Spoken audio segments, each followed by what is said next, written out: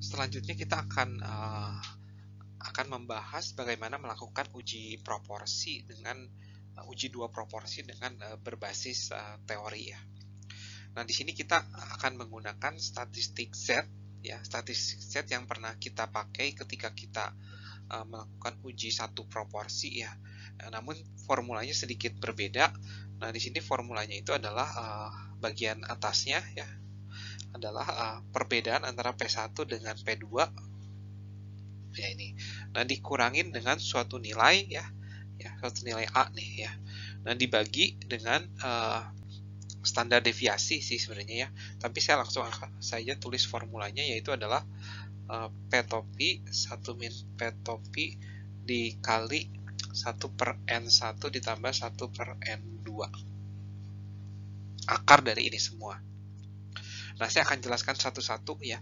P1 topi dan P2 topi kita sudah tahu itu artinya itu apa ya. P1 topi itu adalah proporsi dari banyaknya yang sukses di grup 1 dan P2 adalah banyaknya yang sukses di grup 2. Nah, P topi ini yang saya belum bahas itu adalah proporsi sukses keseluruhan gitu ya. Regardless dia ada di grup mana gitu ya. Pokoknya semua data aja, semua data yang sukses dibagi dengan total data yang ada gitu ya. Jadi, nah kemudian N1 itu adalah jumlah sampel yang ada di grup 1, N2 adalah jumlah sampel yang ada di grup 2 ya. Nah, itu adalah definisi P topi sama N1 sama N2 yang baru nih. Nah, sementara A itu tuh apa? A itu adalah, nah ketika kita melakukan uji hipotesis, harap diingat, nah uji hipotesis dalam simbol itu adalah P1 dikurangin P2 itu sama dengan 0. Nah, P1 dikurangin P2. Nah, di sini kan kadang-kadang hipotesis alternatifnya itu tidak sama dengan, atau lebih besar, atau kurang dari gitu ya. Tapi kurang dari 0, lebih besar 0, 0. Nah, kalau kasusnya seperti ini, maka A-nya itu 0 ya. A-nya itu 0. Tapi kadang-kadang untuk kasus secara umum, kadang-kadang kita juga suka gitu ingin mengetahui uji hipotesisnya itu adalah apakah selisihnya itu sama dengan 0,3 gitu ya. Jadi kadang-kadang A-nya pun nggak 0 gitu ya. Nah, jadi A-nya di sini tuh tergantung dari value yang ada di sininya gitu ya. Nah, di buku seringkali ditulis bukan pakai A ya, tapi pakainya itu adalah P1 min P2 ya. Dimana P1 min P2 itu adalah nilai yang ada di sebelah kanannya ini. Nah, semoga cukup jelas. Nah, selanjutnya kita akan menerapkan uji dua proporsi ini dalam sebuah contoh. Nah, berikut adalah sebuah studi kasus. Nah, studi kasus ini diambil dari sebuah program televisi ya, yaitu adalah Mythbuster ya. Nah, jadi program televisi ini tuh ingin menyelidiki apakah yawning atau artinya menguap ya. Menguap itu tuh bisa menular atau tidak gitu ya. Jadi kita ingin menguji apakah menguap itu bisa menular atau tidak gitu. Nah, untuk menguji ini, si peneliti di program televisi ini melakukan sebuah penelitian.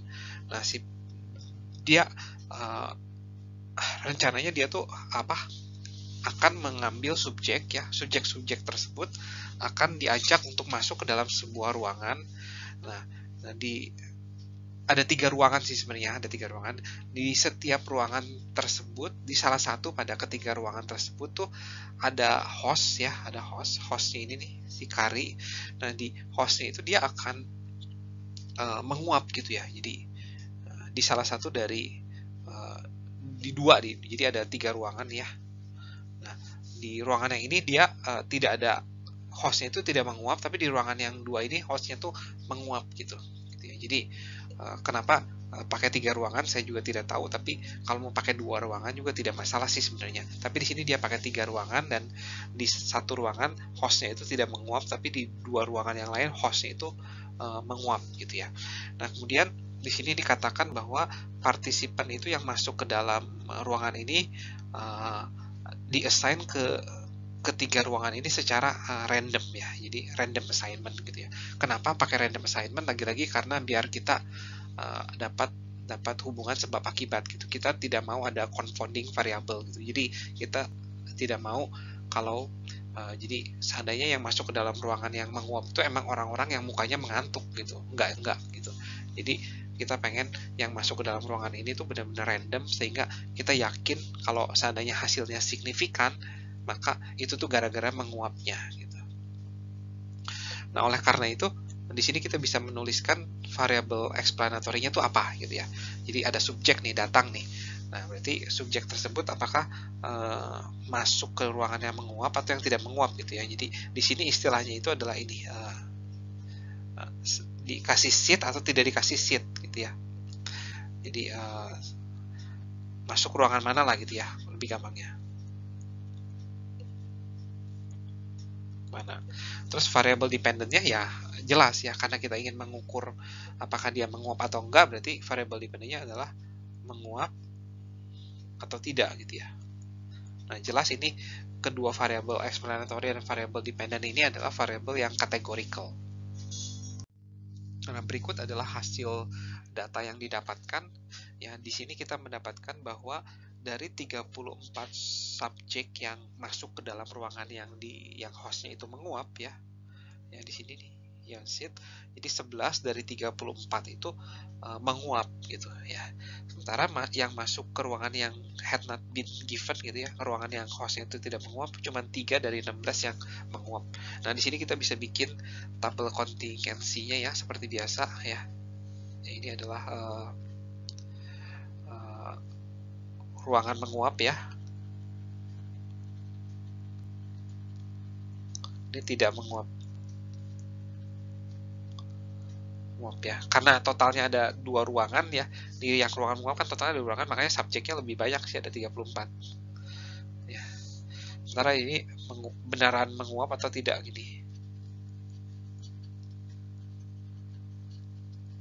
Menguap ya. Jadi ada 11 dan di sini cuma ada 3 ya. Berarti sisanya adalah 23, di sini sisanya ada 13 gitu ya.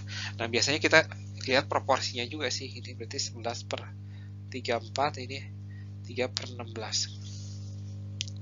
Nah, tentu saja kita juga bisa membuat sebuah bar chart ya untuk membandingkan ya. Silakan aja dibuat ya.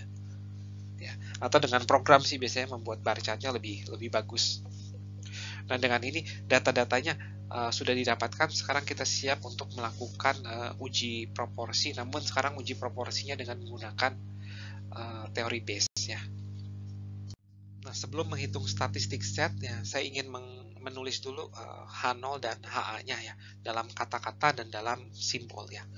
Nah, berarti dalam kata-kata itu adalah H0-nya itu tidak ada perbedaan ya antara peluang seseorang menguap di ruangan yang diberi seat dengan peluang seseorang menguap di ruangan yang tidak diberi seat gitu ya. Jadi secara ringkas mungkin grup 1 dan grup 2 lah gitu. Nah, kemudian di hipotesis alternatifnya ada perbedaan peluang orang menguap di grup 1 dengan grup 2 ya. Dan simbolnya adalah ini, P1 dan P2, ini parameter yang tidak kita ketahui. Nah, kita tulis dalam simbol berarti P1 dikurangin P2-nya. Kalau tidak ada perbedaan kan berarti 0 ya. Kalau ada perbedaan berarti tidak sama dengan 0. Ya, cukup jelas ya, harusnya cukup jelas. Nah, sekarang kita akan melakukan perhitungan statistik Z.